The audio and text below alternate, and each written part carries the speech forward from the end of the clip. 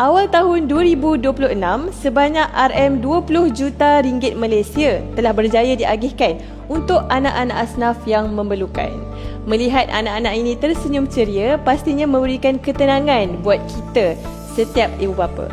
Namun, di sebalik senyuman itu, adanya persediaan rapi yang perlu dilakukan. Melalui bantuan Back to School Mawib 2026, seramai lebih 36,000 anak-anak asnaf berjaya mendapat RM450 Malaysia setiap seorang. Ini bukan sekadar angka, tetapi ini adalah set pakaian baru, beg sekolah baru dan juga semangat dan harapan yang baru untuk menuntut ilmu. Bantuan berjuta ringgit ini tidak akan tercapai tanpa adanya sokongan daripada para pembayar di Pusat Pungutan Zakat Mawib.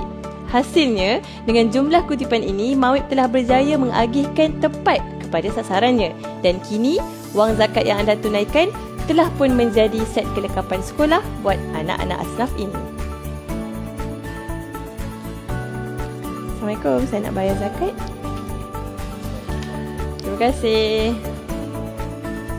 Zakat yang anda tunaikan di PPZ Mawib adalah pelaburan akhirat yang impaknya nyata di dunia. Teruskan bersama PPZ Mawib. Terima kasih membayar zakat.